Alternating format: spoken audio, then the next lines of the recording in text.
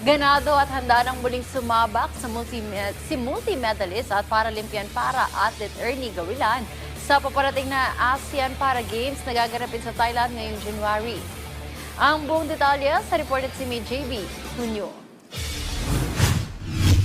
Mula sa mga nakaraang internasyonal na kompetisyon hanggang sa paparating na 13th ASEAN Para Games sa Thailand, patuloy na pinapatunayan ni Ernie Gawilan na isa siya sa pinakamauhusay na para swimmers ng Pilipinas. Sa panayam ng PTV Sports, aminado si Gawilan na ganado siya at nasa tamang kondisyon upang masungkit ang magandang resulta sa regional stage.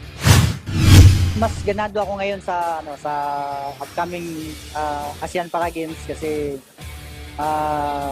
mukhang kondisyon naman yung ko kasi nakikita ko naman sa mga time din na yung mga previous na workout namin, maganda yung mga tinatime ko. So, kumpiyansa naman ako na maganda yung magiging resulta ng competition. Kabilang ang para swimmer sa S7 category kung saan lalahok siya sa ilalim ng mga events tulad ng 400-meter freestyle, 200-meter freestyle, 200-meter individual medley, 100-meter freestyle at 15-meter butterfly. Ibinahagi naman ng 33-year-old para tanker ang kanyang motibasyon at inspirasyon sa darating na ASEAN Para Games. Isa din sa nag-motivate sa akin yung upcoming baby ko na upcoming manganak yung misis ko sa March. So siguro isa din yun sa nagpalakas sa akin na mas sigihan ko pa yung ensayo para yun nga dahil more motivated ako ngayon. Samantala, patuloy ring sinusuportahan ng Philippine Sports Commission ang Philippine Para Swimming Team sa paghahanda ng kanilang mga atleta para sa ASEAN Para Games. Isang patunay rito ang renovation ng kanilang pasilidad sa PhilSports Swimming Center na inaasahang magbibigay ng bagong tahanan para sa mas maraming atleta.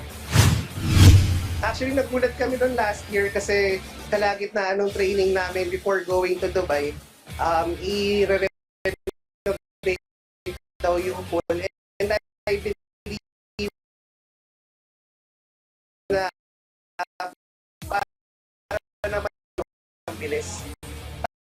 Tapos train sa PhilSports pa rin, nandun kami sa deep pool. So natulungan tayo ng mga pool manager natin and also yung pool staff natin sa PhilSports Complex, si Sergio. Sobrang thankful po kami sa kanila kasi inasikaso nila yung deep pool na nalagyan rin namin ng lane line. So para makater po yung mga magpo-compete natin for the ASEAN Para Games.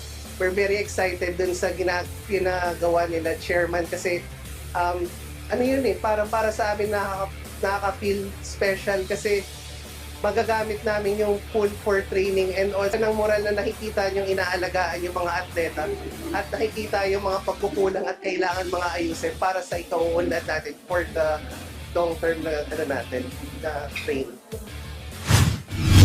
Sa pagdaraos ng ASEAN Para Games sa Thailand ngayong taon, bit-bit ni Ernie Gawilan ang pag-asa ng bansa hindi lang para sa medalya, kundi para sa mas